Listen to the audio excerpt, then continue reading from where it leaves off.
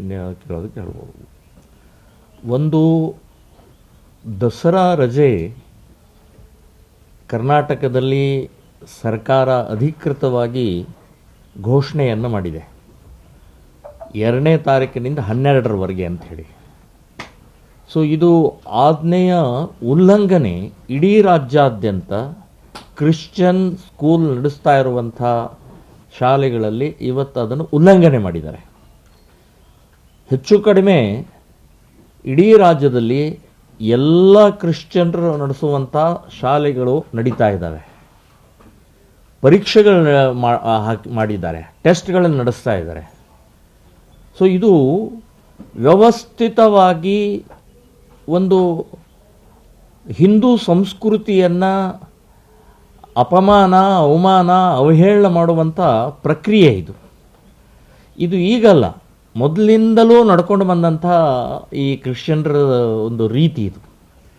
ಅವರು ಶಾಲೆಗಳು, ಆಸ್ಪತ್ರೆಗಳು, ವೃದ್ಧಾಶ್ರಮಗಳು, ಅನಾಥಾಶ್ರಮಗಳು ಇಂಥ ಸೇವಾ ಮುಖವಾಡ ಇಟ್ಟುಕೊಂಡು ಮತಾಂತರ ಕೇಂದ್ರಿತವಾದಂಥ ಸೆಂಟರ್ಗಳವು. ಅದರಲ್ಲಿ ಏನೇನು ಯಾವುದೇ ರೀತಿಯ ಸಂಶಯ ಬೇಡ, ಮತಾಂತರದ ಸೆಂಟರ್ಗಳವು. ಇದೊಂದು ಮುಖವಾಡ ಅಷ್ಟೇ ಅವ್ರದ್ದು. ಸೊ ಈ ಹಿನ್ನೆಲೆಯಲ್ಲಿ ಮೊದಲಿನಿಂದಲೂ ಕೂಡ ರಾಷ್ಟ್ರೀಯತೆ ಹಿನ್ನೆಲೆಯಲ್ಲಿರ್ಬೋದು, ಸಂಪ್ರದಾಯದ ಹಿನ್ನೆಲೆಯಲ್ಲಿರ್ಬೋದು, ಎರಡನ್ನೂ ಕಡೆಗಣಿಸ್ತಾ ಬಂದಂಥ ಕ್ರಿಶ್ಚಿಯನ್ ಸ್ಕೂಲ್ಗಳು. ಈಗ ಉದಾಹರಣೆಗೆ ಹೇಳೋದಾದರೆ, ರಾಷ್ಟ್ರೀಯತೆ ದೃಷ್ಟಿಯಿಂದ ರಾಷ್ಟ್ರಗೀತೆಗೆ, ರಾಷ್ಟ್ರಧ್ವಜಕ್ಕೆ ಗೌರವವನ್ನು ಕೊಡೋಲ್ಲ. ಡಾಕ್ಟರ್ ಅಂಬೇಡ್ಕರ್ ಅವ್ರದ್ದು, ಗಾಂಧಿಯವರ ಫೋಟೋವನ್ನು ಇಡೋದಿಲ್ಲ. ರಾಷ್ಟ್ರೀಯ ಹಬ್ಬಗಳು ಇರ್ಬೋದು, ಸ್ವಾತಂತ್ರ್ಯೋತ್ಸವ ಇರ್ಬೋದು, ಅಥವಾ ಬೇರೆ ಬೇರೆ ಹಬ್ಬಗಳನ್ನು ಕೂಡ ಆಚರಣೆ ಮಾಡೋಲ್ಲ.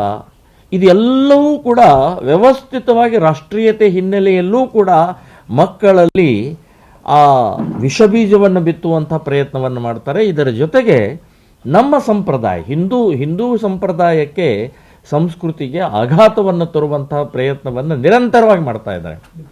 ಬಳೆ ಹಾಕೊಳ್ಳೋಂಗಿಲ್ಲ, ಕುಂಕುಮ ಇಡೋಂಗಿಲ್ಲ, ಹೂ ಮುಡಿಯೋಂಗಿಲ್ಲ, ಕಾಲೊಳಗೆ ಕಾಲ್ಗೆಜ್ಜೆ ಹಾಕೊಳ್ಳೋಂಗಿಲ್ಲ. ಸೊ ಈಗ ಅನೇಕ ನಮ್ಮ ಸಂಪ್ರದಾಯ, ಶಾಸ್ತ್ರ ಮತ್ತು ವಿಜ್ಞಾನ ಎರಡೂ ಇದೆ ಅದರಲ್ಲಿ. ಶೋ ಅಲ್ಲ ಅದು, ಫ್ಯಾಷನ್ ಅಲ್ಲ ಅದು.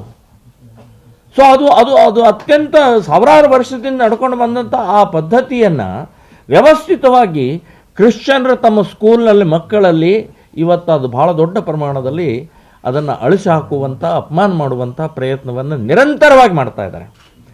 ಈಗ ದಸರಾ ಹಬ್ಬ ಇದು ನಾಡ ಹಬ್ಬ ಇದು. ಸೊ ನಾಡ ಹಬ್ಬಗೆ ಮಕ್ಕಳಿಗೆ ಮನೆಯಲ್ಲಿ ದೇವಿಯ ಪೂಜೆ ಪುನಸ್ಕಾರಗಳ ಮಾಡುವಂಥ ಆ ಸಂಸ್ಕೃತಿಯನ್ನೇ ನಾಶ ಮಾಡಿ ಇವರು ಶಾಲೆಗಳನ್ನು ನಡೆಸ್ತಾ ಇದ್ದಾರೆ, ಟೆಸ್ಟ್ಗಳನ್ನು ನಡೆಸ್ತಾರೆ, ಇನ್ನು ಪರೀಕ್ಷೆಗಳನ್ನು ಇಡ್ತಾ ಇದ್ದಾರೆ. ಇಲ್ಲೇ ಧಾರವಾಡದಲ್ಲಿ ಭಾಷಲ್ ಮಿಷನ್ ಸ್ಕೂಲ್ನಲ್ಲಿ ಶಾಲೆ ನಡೀತಾ ಇದೆ. ಸೊ ಅದು ಯಾಕೆ ಇಲ್ಲಿ ಹುಬ್ಳಿಯಲ್ಲಿ ಭಾಷಲ್ ಮಿಷನ್ ಬ್ರಾಂಚ್ ಇದೆ, ಅಲ್ಲೂ ನಡೀತಾ ಇದೆ. ಕ್ರಿಶ್ಚಿಯನ್ ಕಾನ್ವೆಂಟ್ ಸ್ಕೂಲ್ಗಳು, ಸೆಂಟ್ ಥಾಮಸ್ ಇರ್ಬೋದು, ಸೆಂಟ್ ಇನ್ಯಾವ್ಯಾವುದು ಕೆಲವೊಂದಿದೆ, ಎಲ್ಲರೂ ನಡೆಸ್ತಾ ಇದ್ದಾರೆ. ಸೊ ಮಕ್ಕಳ ಮೇಲೆ ಪ್ರೆಷರ್, ಮಕ್ಕಳ ಮೇಲೆ ಇಲ್ಲಿ ಮನೆಗೆ ಇರಬೇಕು, ಹಬ್ಬ ಆಚರಣೆ ಮಾಡಬೇಕು, ದೇವಿ ಪೂಜೆ ಮಾಡಬೇಕು, ಅಥವಾ ಈ ಪರೀಕ್ಷೆ ಅಥವಾ ಟೆಸ್ಟು ಅಥವಾ ಶಾಲೆಗಳಲ್ಲಿ ಅಟೆಂಡ್ ಆಗಬೇಕು. ಸೊ ಯಾಕೆ ಈ ರೀತಿ ಇದು ಒಂದು ಕರ್ನಾಟಕದ ಆಜ್ಞೆಯನ್ನು ಉಲ್ಲಂಘನೆ ಮಾಡಿದ್ದಾರೆ ಇವರು. ಎರಡನೇದು, ನಮ್ಮ ಸಂಪ್ರದಾಯಕ್ಕೆ ಬಹಳ ದೊಡ್ಡ ಪ್ರಮಾಣದಲ್ಲಿ ಹೊಡೆತ ಕೊಡುವಂಥ ಪ್ರಯತ್ನ ಇದು ನಿರಂತರವಾಗಿ ನಡೀತಾ ಇರುವಂಥದ್ದು ನಾವು ಖಂಡಿಸ್ತಾ ಇದ್ದೀವಿ, ವಿರೋಧಿಸ್ತಾ ಇದ್ದೀವಿ. ಸರ್ಕಾರಕ್ಕೆ ನಾನು ಹೇಳ್ತಾ ಇದ್ದೀನಿ, ಯಾರ್ಯಾರು ಈ ಪೀರಿಯಡ್ನಲ್ಲಿ ಶಾಲೆ ನಡೆಸಿದ್ದಾರೆ, ಅವ್ರು ಯಾರೇ ಇರ್ಬೋದು, ಶಾಲೆ ನಡೆಸಿದ್ದಾರೆ, ಪರೀಕ್ಷೆ ಇಟ್ಟಿದ್ದಾರೆ ಅಥವಾ ಟೆಸ್ಟ್ಗಳನ್ನು ಇಟ್ಟಿದ್ದಾರೆ ಅಂತನ್ನುವಂಥ ಶಾಲೆಗಳ ಮಾನ್ಯತೆಯನ್ನು ರದ್ದು ಮಾಡಬೇಕು, ಅನುದಾನ ವಾಪಸ್ ತಗೊಳ್ಬೇಕು ಅವರು. ಮತ್ತು ಯಾರು ಈ ರೀತಿ ವ್ಯವಸ್ಥಿತವಾಗಿ ಪರ್ಪಸ್ಲಿ ಈ ರೀತಿ ಇಟ್ಟಿದ್ದಾರೋ ಅವರನ್ನು ಬಂಧನ ಮಾಡಬೇಕು ಅಂತನ್ನುವಂಥದ್ದು ಕೂಡ ನಾನು ಆಗ್ರಹವನ್ನು ಮಾಡ್ತಾ ಇದ್ದೀನಿ. ಸೊ ಈ ರೀತಿ ಕ್ರಿಶ್ಚಿಯನ್ರು ಮತಾಂತರ ಕೇಂದ್ರಿತವಾದಂಥ ಶಿಕ್ಷಣ, ಆರೋಗ್ಯ ಅಥವಾ ಸೇವೆಯ ಮುಖವಾಡವನ್ನು ಸರ್ಕಾರ ಬಹಳ ಗಂಭೀರವಾಗಿ ತಗೊಳ್ಬೇಕು. ಹಿಂದೂ ಸಮಾಜ, ನಾನು ಹೇಳೋದು ಕ್ರಿಶ್ಚಿಯನ್ ಕಾನ್ವೆಂಟ್ ಸ್ಕೂಲಿಗೆ ಕಳಿಸ್ತಾ ಇರುವಂಥ ಪಾಲಕರು ನಿಮಗೇನಾದರೂ ಬುದ್ಧಿ ಇದೆಯಾ?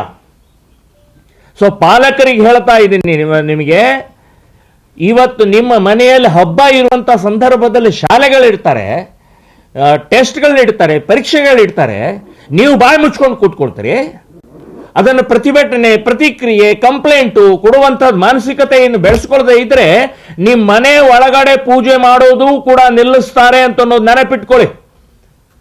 ಸೊ ಈ ರೀತಿಯ ಮಾನಸಿಕತೆಯನ್ನ ಆಗ್ತಾ ಇರುವಂತ ಇದು ಆಘಾತಕಾರಿ, ಅಪಾಯಕಾರಿ ಇದು. ಸೊ ಇದನ್ನ ಸರ್ಕಾರ, ಸಮಾಜ ಬಹಳ ಗಂಭೀರವಾಗಿ ತಗೊಂಡು ಕ್ರಮ ತಗೊಳ್ಬೇಕು ಅಂತನ್ನುವಂಥದ್ದು ಈ ಸಂದರ್ಭದಲ್ಲಿ ಮೊದಲನೇ ವಿಷಯ ತಮ್ಮ ಮುಂದೆ ಇಟ್ಟಿದ್ದೀನಿ. ಇನ್ನು ಎರಡನೇದು, ಇವತ್ತು